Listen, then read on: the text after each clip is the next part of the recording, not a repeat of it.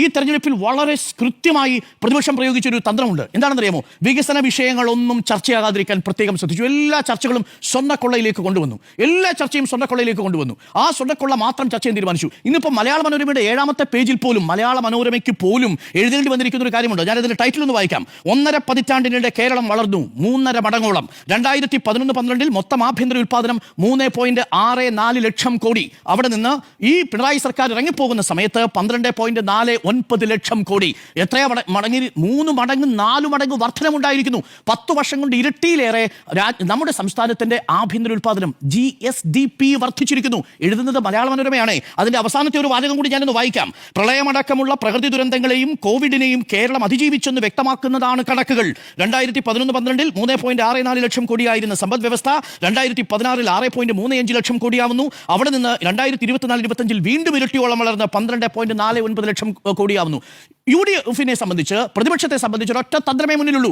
വികസനം ചർച്ചയാകാതിരിക്കാൻ വേണ്ടി നിങ്ങൾ ഏതു പ്രചരണ വിഷയം കൊണ്ടുവന്നാലും അത് അതിന്റെ ഭംഗിയായി നിർവഹിച്ചാൽ നിങ്ങൾക്കൊരു സാധ്യതയുണ്ട്. വികസനമാണ് ചർച്ചയാവുന്നതെങ്കിൽ മനോരമയുടെ ഈ ക്ലിപ്പ് മാത്രം പോരാ. കേരളത്തിലെ അങ്ങോളം ഇങ്ങോളം പ്രതിപക്ഷ എം എൽ എമാരുടെ മണ്ഡലങ്ങളിലെ കിഫ്ബിയുടെ നിർമ്മാണ പ്രവർത്തനങ്ങളുമായി ബന്ധപ്പെട്ടിട്ടുള്ള ഓരോ കണക്കുകളും പുറത്തു വരുമ്പോൾ അതൊക്കെ കേരളം കേൾക്കും, കാണും. പക്ഷെ അതിനെ തടയിടണമെങ്കിൽ UDF-ന് ഏക സാധ്യതയുള്ളത് സ്വർണ്ണക്കൊള്ള പോലെ മറ്റൊരു നെഗറ്റീവിലേക്ക് പോകണം. ഈ തദ്ദേശ തെരഞ്ഞെടുപ്പിൽ സ്വർണ്ണക്കൊള്ള ഇല്ലായിരുന്നെങ്കിൽ UDF എന്ത് ചെയ്തേനെ? ഏത് വിഷയം പിടിച്ചേനെ?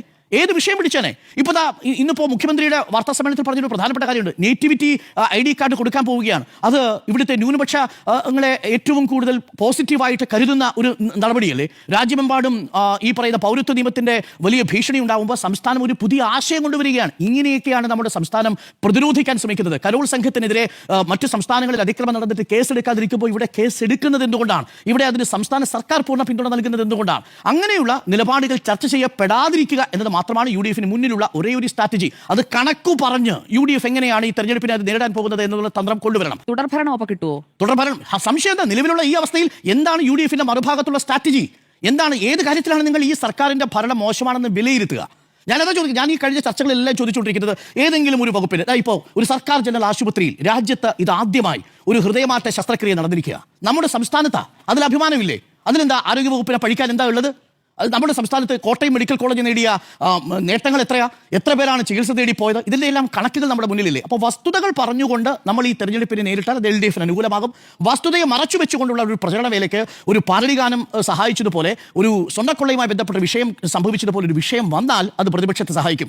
അതല്ലാതെ പ്രതിപക്ഷത്തിന് ഒരു സാധ്യതയും ഞാൻ ഈ ഘട്ടത്തിലും കാണുന്നില്ല. പതിവ് വിട്ട തന്ത്രങ്ങളൊക്കെ തന്നെ ഉപയോഗിക്കേണ്ടി വരും. പഴയ പടക്കുതിരകളെയൊക്കെ കളത്തിലിറക്കിയാലും അടിസ്ഥാനമായി വോട്ടർമാർ എന്ത് ചർച്ച ചെയ്യുന്നു എന്നതാണ് പ്രശ്നം. ആ ചർച്ച ചെയ്യുന്ന വിഷയത്തിൽ ബാക്കിയുള്ള എല്ലാ ആഖ്യാനങ്ങളും തകർന്നു പോകും എന്നുള്ളതാണ് ഞാൻ മനസ്സിലാക്കുന്നത്.